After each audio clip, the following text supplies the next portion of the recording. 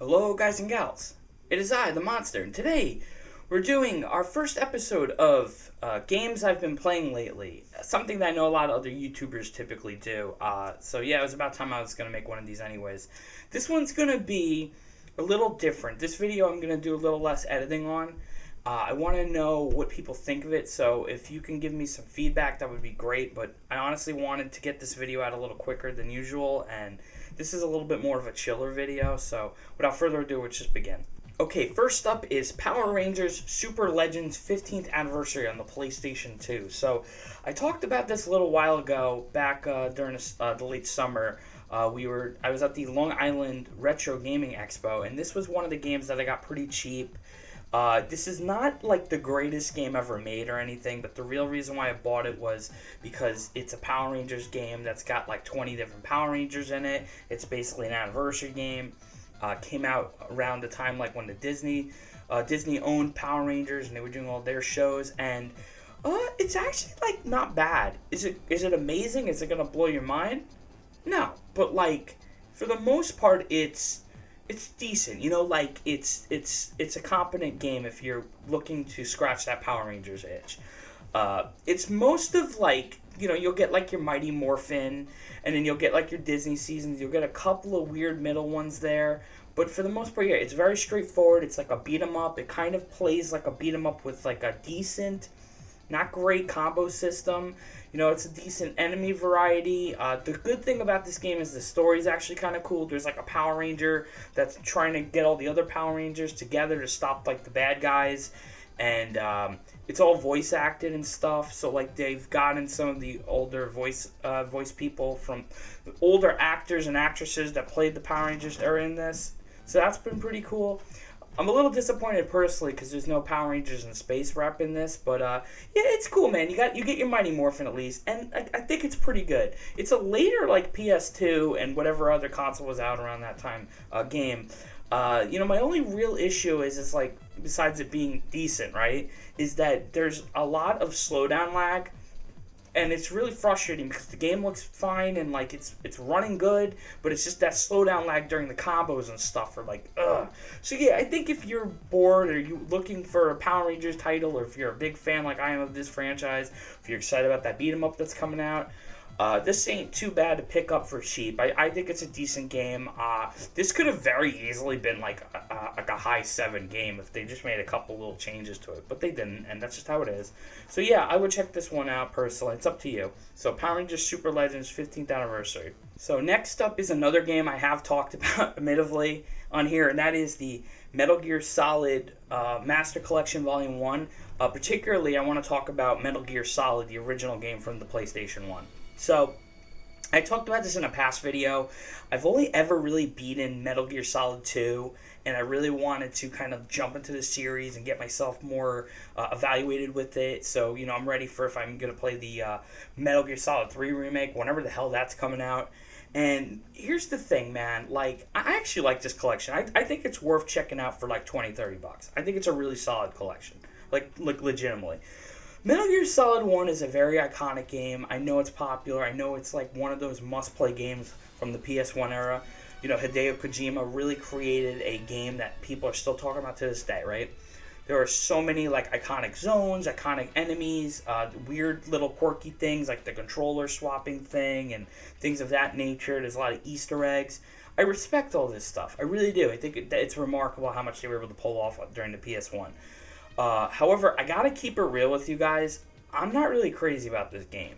It probably has to do with the limitations of like how the gameplay was and how certain things maneuver in that first Metal Gear Solid, but it's really frustrating at times. I also just do not like a lot of the boss fights, you know, which is hilarious because I told you I beat Metal Gear Solid 2. So, again, I respect the game, the legacy. I think Metal Gear Solid is an awesome franchise. Metal Gear Solid 1 is just not my cup of tea. I am on the final boss battle. I won't spoil it in case people haven't played it, even though you've had a long time to play it. And it has just been really frustrating. Like, it feels like RNG, like it's a random generated thing, because like sometimes it looks like I'm gonna beat the guy, and then other times I get destroyed. You know, it got so frustrating. I actually looked up like some like Metal Gear Solid YouTubers, and they were showing you how to do it. and I couldn't do any of that stuff. So I'm gonna go back and eventually try to beat it. But it is the one thing that sucks. Is like I'm literally at the end of this game and I want to beat it. So, anyways, yeah, Metal Gear Solid 1, it's a game, I'll say that, and I'm going to try to beat it. Again, I don't hate it, it's just not my cup of tea.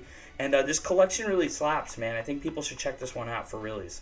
Alright, so the next game is actually going to be a nice surprise, because I have never talked about it. I haven't said a word about it on this channel at all. So earlier in the year, I had a gift card, and I used it to get, it was like Final Fantasy VII Rebirth, and then it was Dragon's Dogma 2. And I had just a little bit left, and I was able to pre-order this game off of Limited Run Games. And I got it in the summer, and it took a little bit, but I finally got it. And that is Rocket Knight Adventures Resparked. So, I tried to warn my friend Monganzu, shout out to him, about there was going to be a game in here that he was going to see that was going to make him rage. This is it.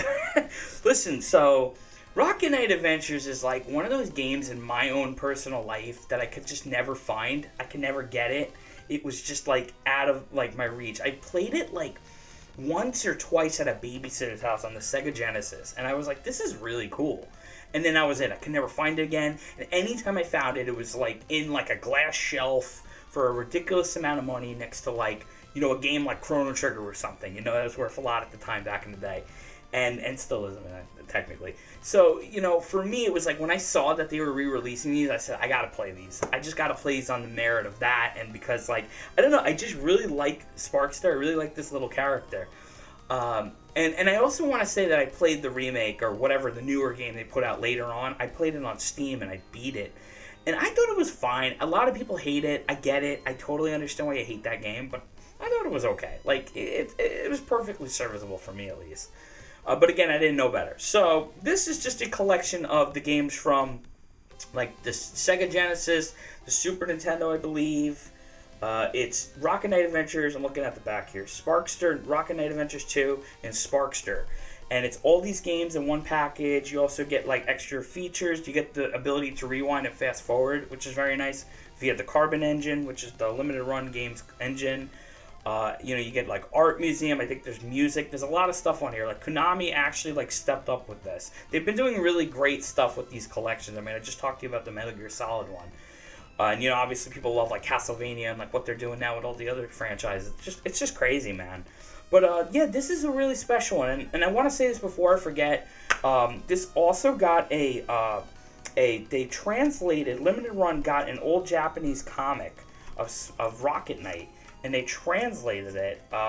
It's really cool, man. Maybe I'll snap a photo or something so you guys can see it.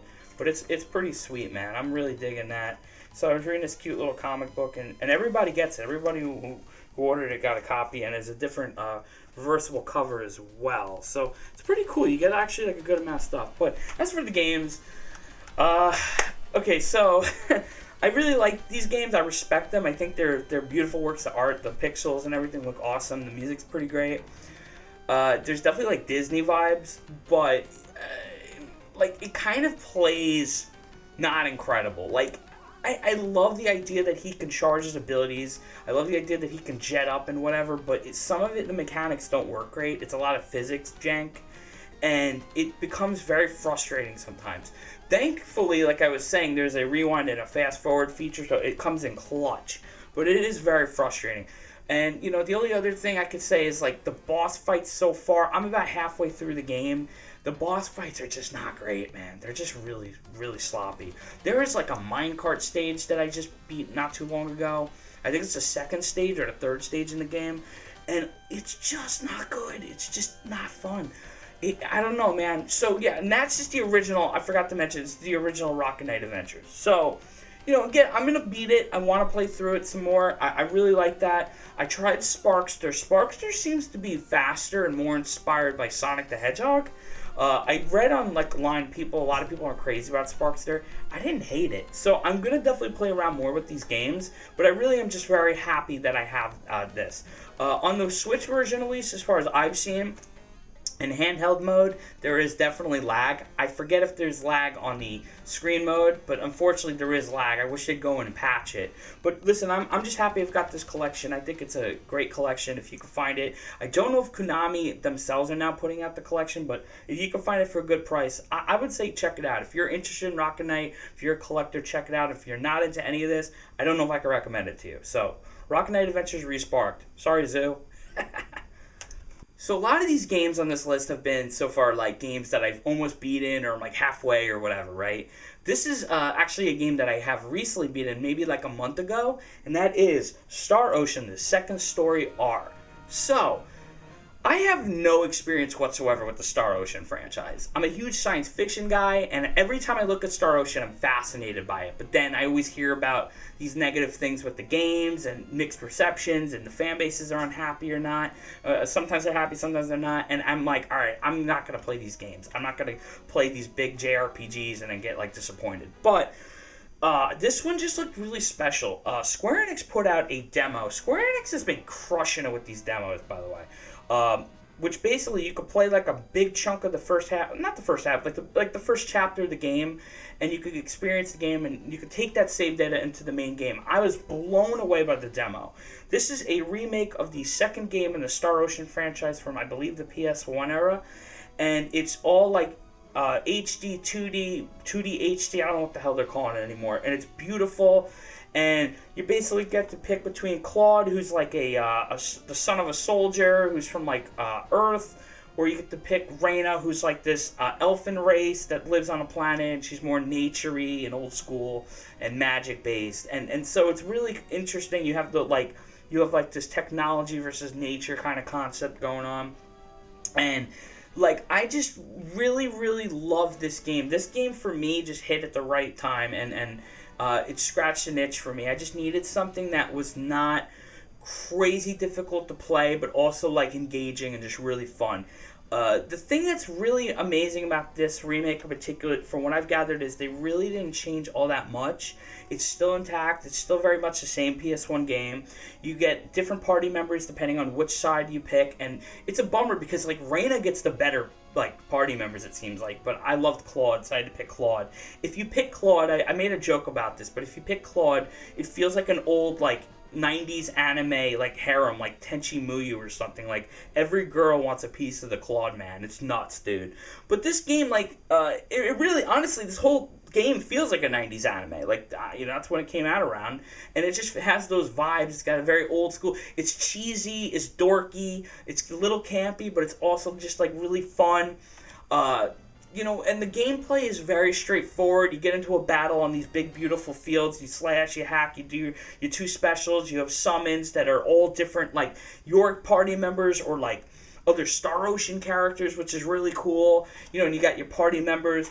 You have a really cool, if you're a fan of menus, dude, this game, you will love the menu system. There's like ways to upgrade your battle abilities, upgrade your stats, you have like a job skill system that actually increases per party member and increases it to a higher level and unlocks secret job skill things.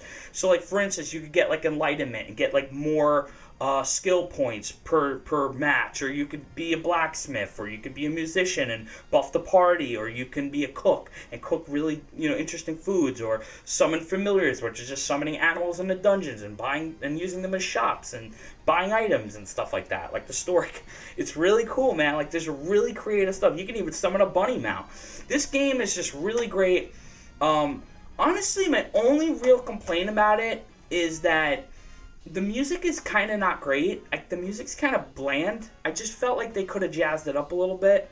But I get it. They probably wanted to keep most of it intact.